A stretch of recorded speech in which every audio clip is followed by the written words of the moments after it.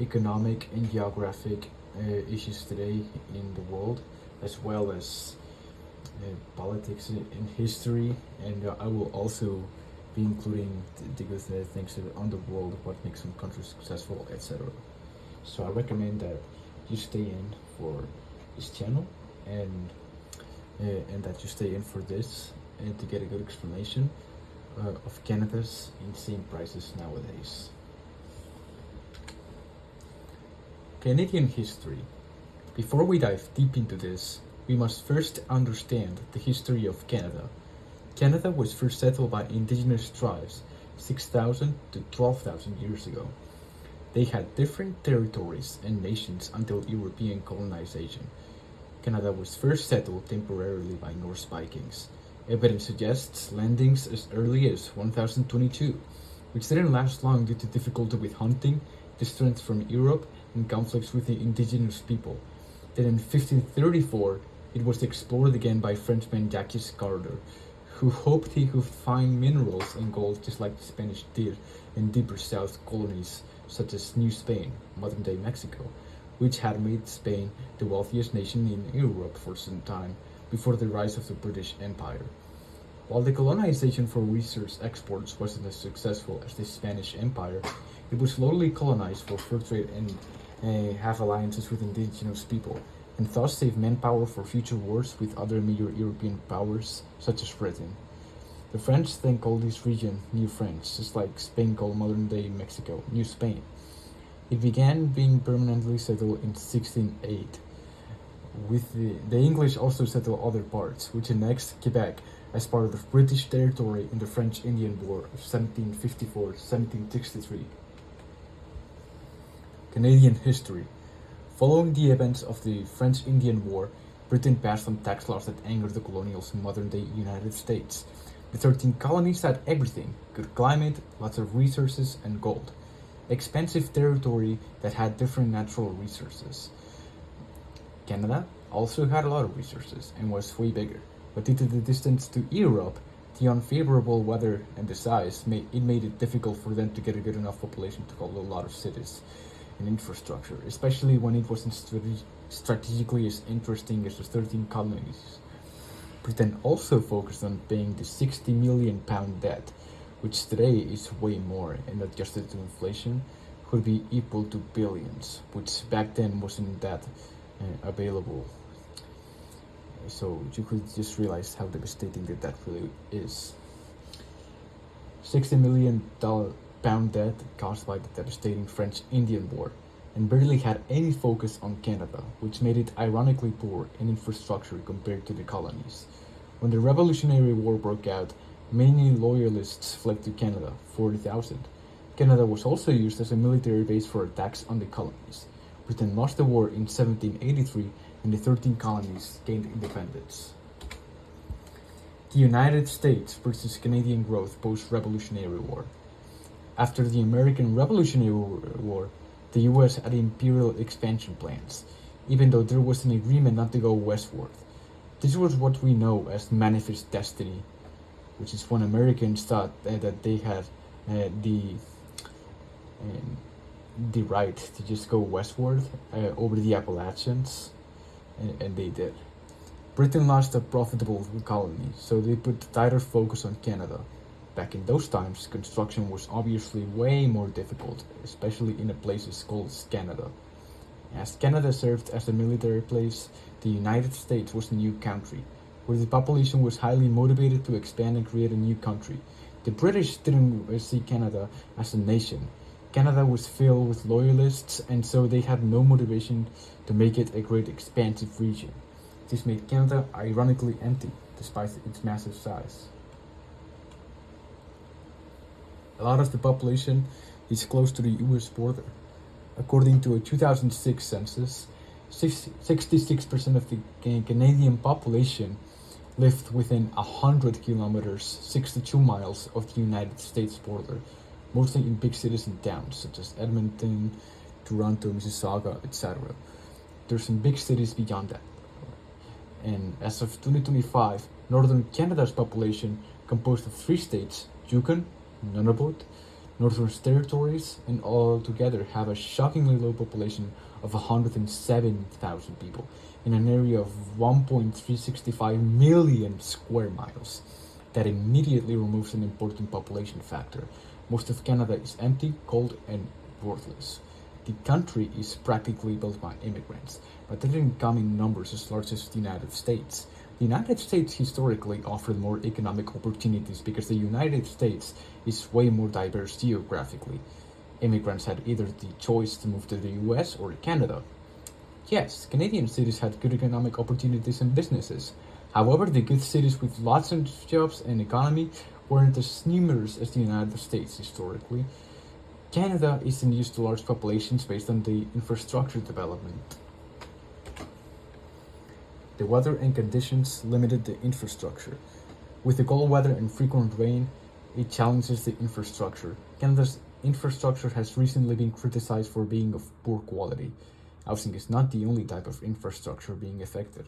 Road projects take a lot of time to make. The cold weather disrupts projects and the rain damages the pipes and projects. In fact, many Canadian cities propose what the public jokingly calls the rain tax, quote unquote. The rain tax is called stormwater charge, quote unquote, and it's meant to make up for the damages caused by the water runoff in buildings. The problem is, it's obviously an additional tax, and it sparked public outrage because of how ridiculous the tax was. For many, it was another cheap cash grab by the government, especially because there is no reliable way to enforce a stormwater charge. The rain isn't the only issue affecting communities. Another problem is the extremely slow construction in Canada, and one of the most complained about problems. Infrastructure projects take very long, mostly because they are underfunded and because of the cold weather. The cold weather delays makes construction slower and ineffective.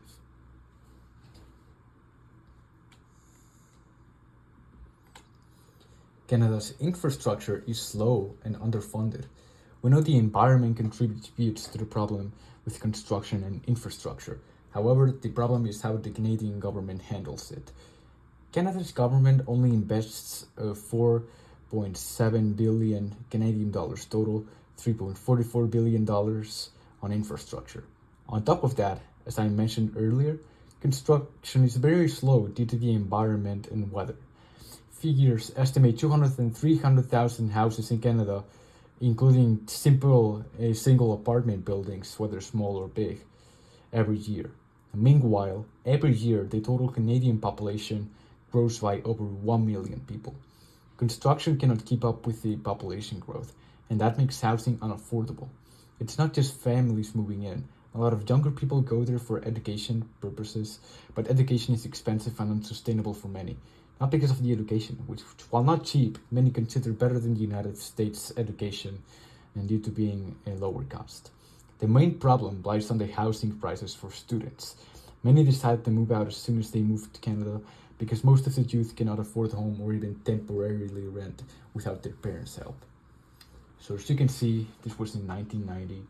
The infrastructure fund funding was a little bit lower than the demand, so it was a bit expensive, maybe not over the top, but it wasn't that crazy. And then came the big boom of population growth. A lot of skilled immigrants came in, and the infrastructural demanding barely went up and wasn't prepared for such a big population growth, and the infrastructural demand went up through the roof, through space, like crazy. And that's what made it also suddenly expensive. It shocked many Canadians, many immigrants especially. Location matters. The prices in Canada vary, but it is true that it is way more expensive than average, especially the big areas such as Toronto, Montreal, Mississauga, etc. Toronto is a crazy example. Homes go up to millions for regular looking houses, and rent is unaffordable for most. All Canadian big cities are extremely expensive, and that's because Canada doesn't have as many large cities as the United States, so the immigrant population obviously doesn't go to cold, isolated places like Nunavut. Most will go to Toronto, Montreal, Mississauga, Vancouver, Edmonton, Winnipeg, etc. Big cities. Small towns are a common thing in Canada, and big cities are close to each other. As you can see, these prices are really big. This is an average house in the US, which will probably cost $300,000 to $600,000 in an average North Carolinian or East Coast town, you know. I looked it up, and many houses like this, for example, in New England, which is considered expensive in the United States, is around like $700,000, $600,000, which is crazy. But in Toronto, it's just unbelievable. Like, who spends 1 million Canadian dollars, which is still 800,000 US dollars for this house? Who? Imagine moving here, and this is one of the cheapest options for a somewhat decent house.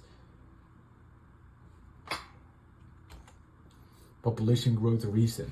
Lots of businesses settled in Canada due to favorable environments. Canada began projects for population growth, but they handled it really bad because they didn't think of how to meet the infrastructural demands.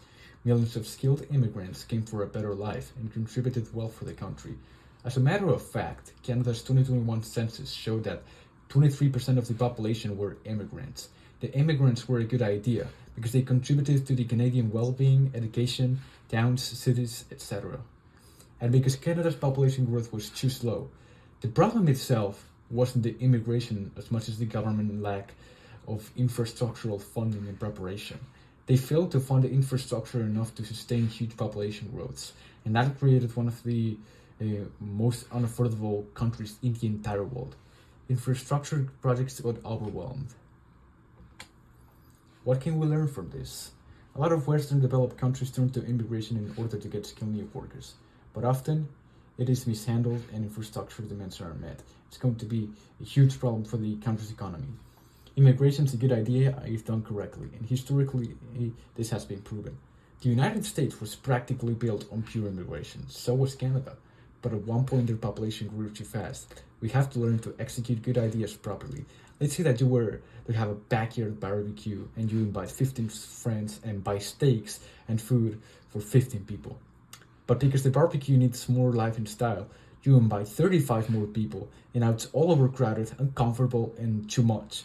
You see, the idea to have 50 people in a barbecue isn't bad, but requires work in preparation. That's exactly what happened with Canada. Good idea, bad execution. Canada's a country with a very skilled workforce, and that's a fact. It's what made Canada such a great country to live in history, its workforce. If you liked or found this explanation helpful, let me know. If there was anything I missed in the video, tell me so I can correct it. Help me make better videos in the future and presentations helpful.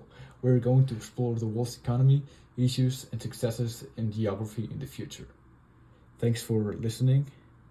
Olmo out.